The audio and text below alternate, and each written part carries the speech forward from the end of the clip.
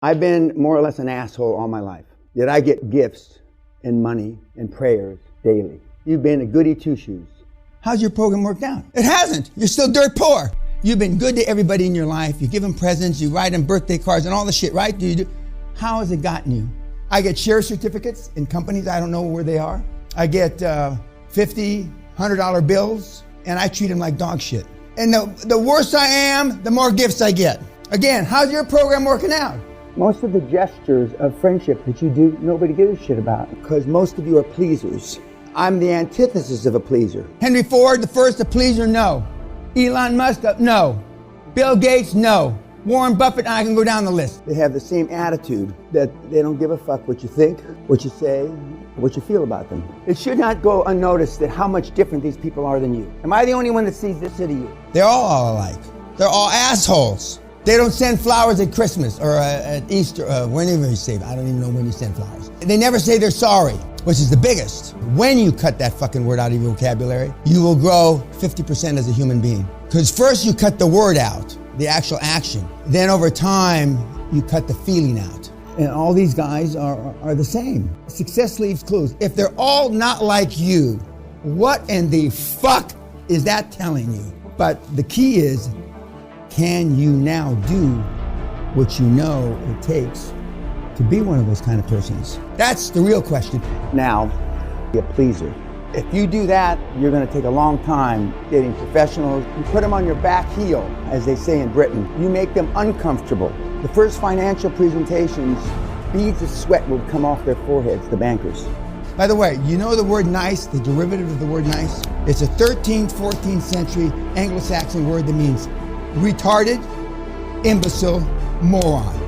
When my mother used to say, well, I got a nice girl, well, I don't want to meet any nice girls. Part of being a pleaser is giving tacit approval. Tacit approval is, you and I talk, you know I'm talking bullshit, but you don't say anything to me, you just listen. You might even shake your head like this, not on purpose, but just like this. So you're giving me tacit approval by not speaking up. And your whole lives have been based on tacit approval because you don't want to be confrontational, but pleasing and giving tacit approval is why you're here. Now, there's a lot of people you don't like, but you don't say that. A few years ago, I interviewed the former assistant to Tom Cruise. And I said, well, can you tell me without telling me anything private shit, you know, that's in the news that maybe I don't know? He says he gets up every morning, 4:35, like he didn't make a penny or a picture or wasn't famous. Every morning of his life, 7 days a week, he gets up like he's starting from scratch. Now, see, I don't consider commitment and focus a sacrifice. You do. Why? Because when my dad retired from the LAPD after 28 years of being a cop, he never took a fucking day off his entire 28-year career. So what kind of role model did I have? From 1971 to 1997, I worked every fucking day for 26 years. Every single day. From 1971 to 1997, I didn't take one fucking day off. If you think that I'm driven now, you should have seen me when I was 30.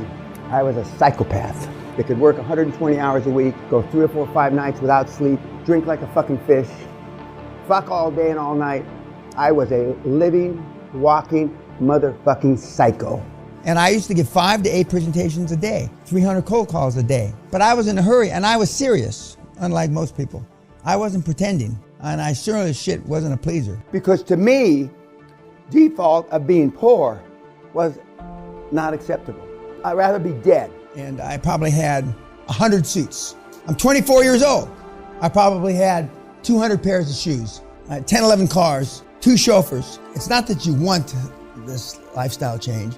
It's that you demand it because you deserve it. When your mindset gets to that point, I mean, life changes. It flips. But if I have to motivate you kids, you're not going to make it. This is about creating generational wealth. Josh has done it in 3 as a 17-year-old. We have teenagers making $1 million a year. Well, I don't even brag about them. I don't even talk about them on the internet. Because $1 million a year is chump change. Well, then why can't you do it? Why haven't you done it? Well, if a 17-year-old kid can do it, Jesus. But see, you haven't been taught to think that way.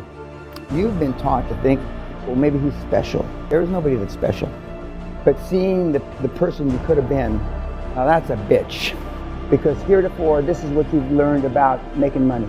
Shit. There's no excuse for dying poor other than it's your fault. I couldn't understand why people couldn't come up with 6 or 8 grand 25 years ago. When I was my poorest, when I had nothing, I could come up with 10 grand. I mean, when I had nothing, I could come up with 10 grand. Like I took a shit. I don't know anybody that can't come up with 20, 25 grand. I don't know physically, other than seminar attendees, I don't know anybody that I've talked to in the last 25 fucking years that can't come up with $25,000. I may have bumped into them at an airport or some shit, or stood next to them in a fucking elevator, and the people that I know that couldn't come would be embarrassed. Realize how low on the fucking motherfucking food chain you are? But who tells you not to just fucking do it, right? Your parents. Stay out of the street, you're gonna get hurt. When you go to school your first day in kindergarten, whatever your school is, keep your head down, don't get in trouble. If you get in trouble, I'm gonna tell your father. And look what the result has been. Kids only lack leadership. They don't lack brains. What would you do if you weren't afraid of what your parents thought of you? It didn't bother you what people said about you, thought about you. You have no idea. And all of you in this room can speak louder and more forcefully. Nobody's ever accused, well, what did you say, Dan? I couldn't hear you. My whole life. You have to act with confidence. Well, confidence is everything. I was talking shit since I'm about 16, 17 years old. Muhammad Ali, I'm the greatest. Hadn't beat anybody up yet. They all talk shit. They don't talk shit publicly because they're worried about their legacy. I don't give a fuck about my legacy. And part of my legacy is that I talk shit. Everybody on the planet doubts. The difference is the high performance people don't share their doubts. When you come home and how was it at the office? What did you do? You know, everything's great. Couldn't be better. Words matter. Even if you had a shitty day, if you allow yourself to share that doubt, it becomes a self-fulfilling prophecy. But that's how you've lived all your fucking life. You think it's funny. It's not fucking funny. You lived all your life. When you come home from work at night and your wife says, or your slut that you're living with, how was, oh, it was a motherfucker today. It was a bitch. The boss wasn't nice to me. I lost 2 sales because I'm such a vagina. That's how you sound when you come home. But I mean, all the high performance people I've had the privilege of being around are the same. Give compliments when richly deserved. Too often they say, good job. Well, fuck, what the fuck's that mean? We don't want good jobs, we want extraordinary performance from everybody. And it starts with you. What QLA is, the definition of a high performance person, is to always do what he says and always say what you do, and to be all you can be every single day. L, M, and N are the 3 most important parts of the report. What did you do to scare yourself? How many cold calls did you make? And what did you learn this week? You haven't asked me yet, but the most successful people in the program have standing desks with treadmills underneath. So they're walking all day long. 4 kilometers an hour seems to be the perfect hours. Then goes back to sleep. Success leaves clues. The next thing he does, he already lived on the 54th floor, one of the big buildings in Manhattan. Now he's on the 79th floor. And the view from the 79th floor is a lot fucking different than the 54th floor. He used to drive an expensive, the most expensive Porsche. So there's no plan B. They're spending more than they're making. There's no alternative. They either succeed or they go bankrupt. And the most successful people, that's what they do. Now everybody's got a motherfucking opinion. Do you really think anybody cares about your opinion?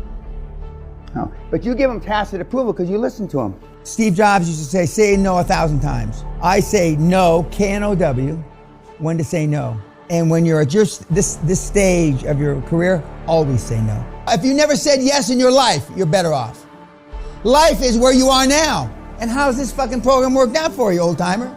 Not worth a shit. Because you're used to failing. You don't expect to succeed. If you don't think you're going to change the world, guess what? You're not going to change the world. Enthusiasm and focus, that's all you really need. Enthusiasm and laser beam focus, nothing else. And then, I mean, it becomes a self-fulfilling prophecy. I'm hard on everything because I have high fucking standards. Whoever put us here to be all we can be, not a fraction thereof.